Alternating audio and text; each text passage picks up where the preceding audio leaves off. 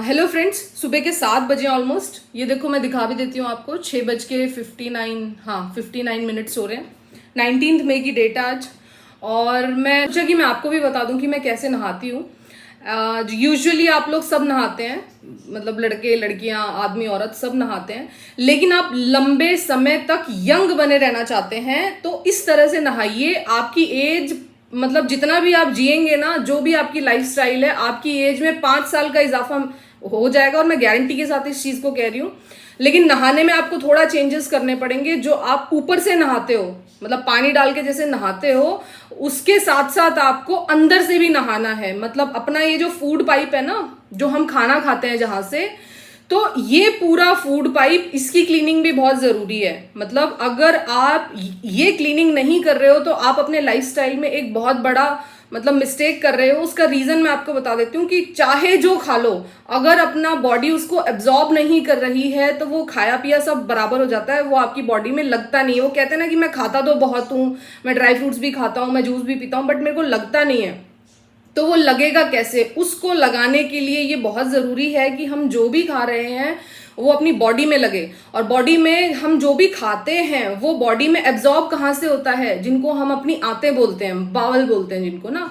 तो अगर अगर आपकी आंतें सही हैं, साफ शुद्ध हैं, तो आपको खाना लगेगा। और अगर वो नहीं है साफ शुद्ध तो फिर आपको खाना नहीं लगेगा। आप कुछ भी खा लेना, आपका सब खाया पिया सब बाहर हो जाना है। ठीक है, तो उसी के लिए मैं अंदर से नहाती हूँ। अंदर से नहाने के लिए मेरे पास पतंजलि का एक प्रोडक्ट है। मैं पतंजलि का कोई ऐड नहीं कर रही हूँ, इस प्रोडक्ट को मैं लास्ट 10 ईयर से यूज कर रही हूँ। और उसका रिजल्ट है कि जो अपने बॉडी में टॉक्सिन्स होते हैं, एक्चुअली पता है हम बूढ़े कैसे होना शुरू होते हैं? अपने बॉडी में टॉक्सिन्स इकट्ठे होते रहते हैं टाइम बाय टाइम। और जो खास करके जो आते हैं, एक पहली बात तो मैंने बता दी कि जो भी खाया पिया होगा वो कहाँ से लगेगा? आंतों में लगेगा। आंतों में ना एक स्ट्रक्चर होता है, जैसे जो भी अपनी आते हैं, सपोज ऐसे कुछ थैली सी जैसी एक स्ट्रक्चर होता है, मतलब पाइप सा होता है कुछ ना। और उसमें से उंगलियां ऐसे, मतलब कुछ कुछ आप ना प्रॉपर यूट्यूब पे डाल के देखना कि अपनी आंतें कैसी दिखती है अंदर से। तो उसमें से उंगलियां उंगलियां सी बनी होती हैं। तो सपोज ये एक है और यहाँ पे सेल्स होंगी। तो ये सेल्स, जो अभी आप खाना खाएंगे, वो ये सेल्स उसको अब्जॉर्ब करेंगी आपके खाने में से, जो भी लिक्विड, जो भी पानी, जो भी मिनरल्स, विटामिन, प्रोटीन्स, जो भी होगा। तो अगर आप जैसे सपोज जो भी अपना फूड मटेरियल है वो जब वहां से पास होगा तो यहाँ पे वो गंदगी फंसी रह जाती है। उसको क्लीन करना बहुत जरूरी है। और उसको ही क्लीन करने का काम ये, या फिर जो हम मॉर्निंग में आंवला जूस पीते हैं, मैं आंवला जूस भी पीती हूँ, मेरा उसी का नंबर रहता है। तो मैं एक कप ये, मतलब एक कप नहीं, मतलब एक ढक्कन में एक गिलास पानी में डाल के ये पीती हूँ। और एक ढक्कन आंवला जूस पीती हूँ 1 गिलास पानी के साथ में। तो इतना पीने के बाद जो अपना इनसाइड फूड पाइप है वो पूरा, ये जब क्लीन होगा तो अपने खाने में जो बची कुची जो गंदगी पेट में रह जाती है वो सारी चीजें ये साफ करते हुए चला जाता है। अपने बॉडी में वो टॉक्सिन्स हट जाते हैं। ठीक है, और नहीं तो अगर वो अपनी बॉडी में पड़े रहते हैं तो वो फिर तो वो अपने ब्लड स्ट्रीम में फिर घूमते हैं। और वो ही टॉक्सिन्स फिर ब्लड स्ट्रीम में घूम घूम के आपके फेस पे आते हैं। ठीक है, आपका फेस खराब होता है, झुर्रियां पड़ती हैं, और मतलब वो फिर फेस पे इकट्ठे होंगे। आपने देखा होगा ना, किसी किसी का फेस बहुत ज्यादा खराब होता है, उसके मतलब कुछ कुछ ऐसे दाग धब्बे से फेस पे होंगे, कुछ कुछ होगा उसके फेस पे।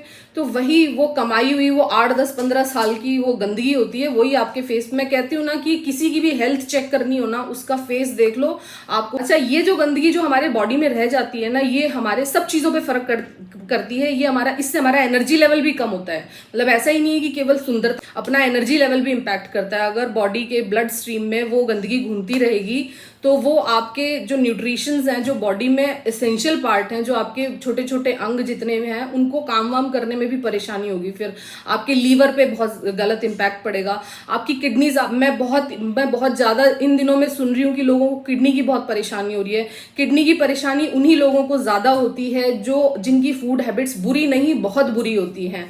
एक्चुअली आपको पता है, अपने बॉडी से टॉक्सिन्स बाहर निकालने का काम जो काम है ना, वो किडनीज करती हैं। तो आप सोचो, जितना टॉक्सिन्स आप बॉडी में इकट्ठे करते जाओगे किसी गंदे खाने, खराब खाने, गलत फूड हैबिट्स की वजह से, तो वो आपके बॉडी में धीरे धीरे एक्यूमुलेट होता जाएगा। आपकी किडनीज पे ज्यादा भार पड़ेगा। मतलब वो आपकी किडनी जितना काम करने के लिए भगवान ने बनाई है, आप उससे 10 गुना काम उससे करवाओगे तो फिर क्या होगा? 40, 45, 50 साल तक आते आते आपकी किडनीज बैठ जानी है, फिर वही डायलिसिस चलेंगे और किडनी ट्रांसप्लांट के धक्के खाते रहना। और मैं आपको बता रही हूँ, किडनी इतनी कोमल अंग है अपने बॉडी का कि अगर आपने अपनी किडनी डैमेज कर ली ना, मैंने 10 में से 8 लोगों को किडनी डैमेज के बाद में ऊपर जाते हुए सुना है। बहुत कम लोग हैं मेरे जानकारी में जो किडनी वाले जिंदा हैं, और मतलब जिंदा भी हैं तो वो कहते हैं ना कि वो उनके यहाँ पे उनको कितनी मेहनत लगती है फिर जिंदा रहने के लिए, है ना।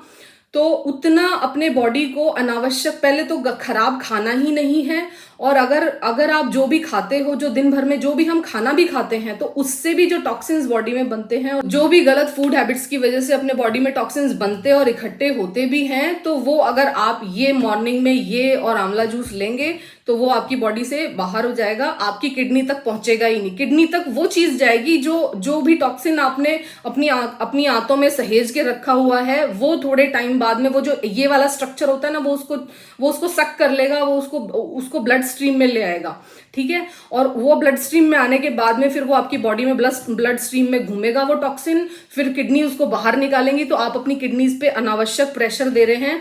अगर आपने उस टॉक्सिन, उस गंदगी को, जो कि यहाँ जो आंतों में ऐसा स्ट्रक्चर है ना, ऐसे उंगलियां सी होती हैं, तो अगर आपने वो उंगलियां यहीं क्लीन कर ली इस तरह की किसी भी चीज से, आप ये ले लो, आप कुछ और भी ले सकते हो अगर आप कुछ किसी और चीज के बारे में जानकारी है। मैं पिछले 10 साल से मैं यही यूज कर रही हूँ।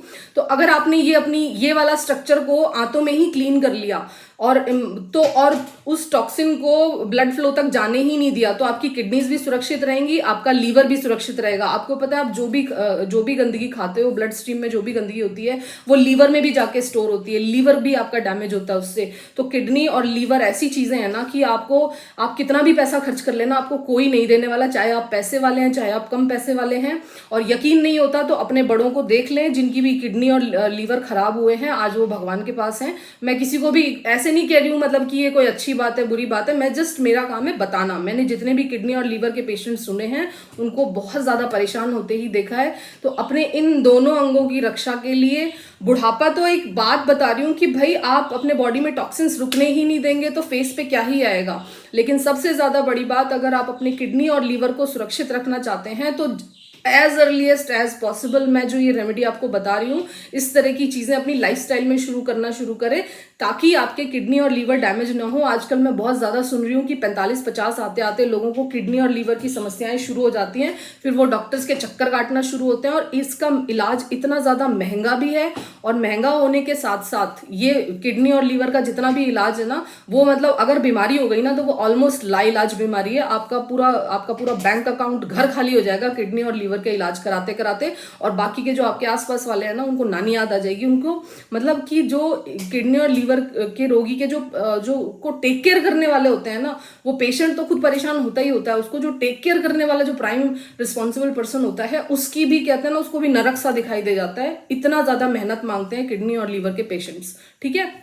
तो आई होप मैं जो कहना चाह रही हूँ आप उस चीजों को समझ गए हो। बाहर से नहाने के साथ साथ अंदर से भी नहाना शुरू करें, आपकी ब्यूटी भी मेंटेन रहेगी, बुढ़ापा भी देर से आएगा, आपके किडनी लीवर भी सुरक्षित रहेंगे, आपका बैंक बैलेंस भी सुरक्षित रहेगा।